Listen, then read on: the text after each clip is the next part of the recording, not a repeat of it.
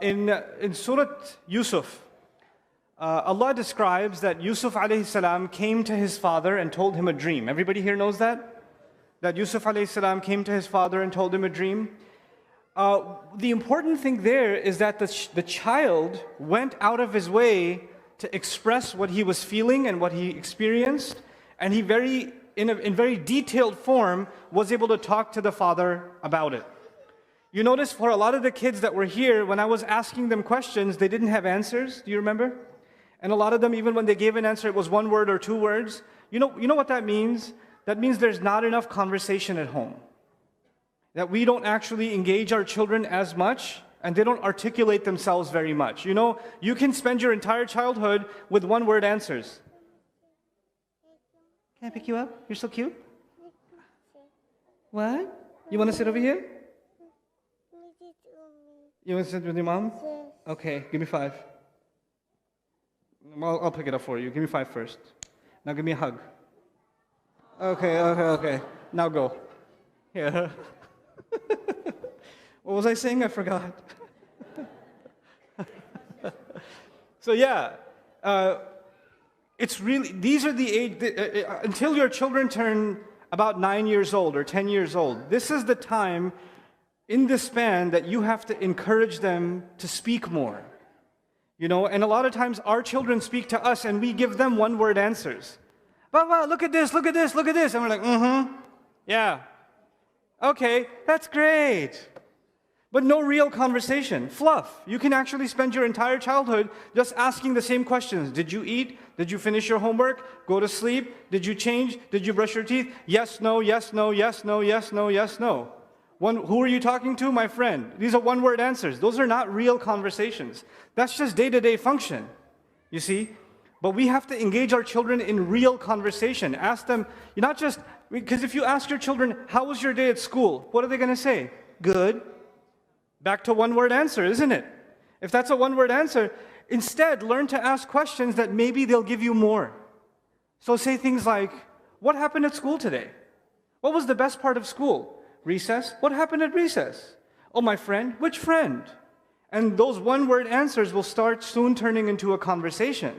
But we have to facilitate. Kids won't necessarily open up conversation on their own. We have to teach them to do that to the point where they want to come and tell you. You don't even have to go ask them. That's kind of what we're learning in Surah Yusuf. When Yusuf himself came, the dad didn't say, did you have good sleep? Did you see a dream? Was everything okay? No, the child himself came and said, I saw a dream. That's the kind of communication we want to facilitate with our kids. And so when we talk to kids and they're not giving us much of an answer, that's not their fault. That means we're not teaching them how to have conversation enough. We're not facilitating that for them enough. We're not making it safe enough, comforting enough. We're not making it welcoming enough for them to open up more and more and more.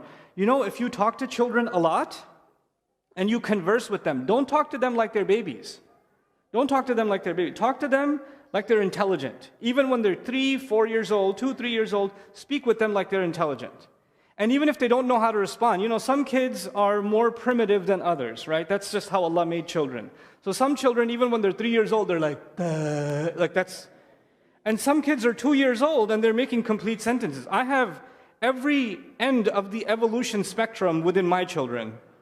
So some of my kids, one of my kids was 2 years old, and I took him to get new glasses for myself, and he's sitting there and he goes, Abba, what's that? I said, that's a pen. What kind of pen is that? This is a 2-year-old kid. What kind of pen is that? It's one of those pens that changes colors. You can press whichever color. I said, it's a 4-color pen. A 4-color pen? He asked me, and the lady's like looking at him like, how old is he? Because he's a little guy, and he's asking all these questions. I said, it's 4 colors. He goes, can I try it? I said, okay. And he didn't say, pen, color, like not one word, full sentences. And he says, can I try it? I said, okay, why don't you try the green one? And he points at the green thing, and he's trying to press it, and I show him how to press it. And he starts coloring with the green one. He goes, now I want to try the blue one. And I said, okay, where's the blue? And he finds the blue himself, and he's trying to press it. But that's a 2-year-old. My other 2-year-old wasn't doing that even when he was 6 years old. So they're not all the same. That's okay. But we have to, they have to get used to listening to us talk to them normally. You know, sometimes our kids are even 4 or 5 years old, and we speak to them like this. That's how they think normal speech works now. So even when they talk to you like, that's not because they talk like that, because they think that's how you talk. So they're talking to you in your language. So speak with kids intelligently, and you'll be surprised how quickly they learn to communicate intelligently. That's actually something Allah has endowed children with.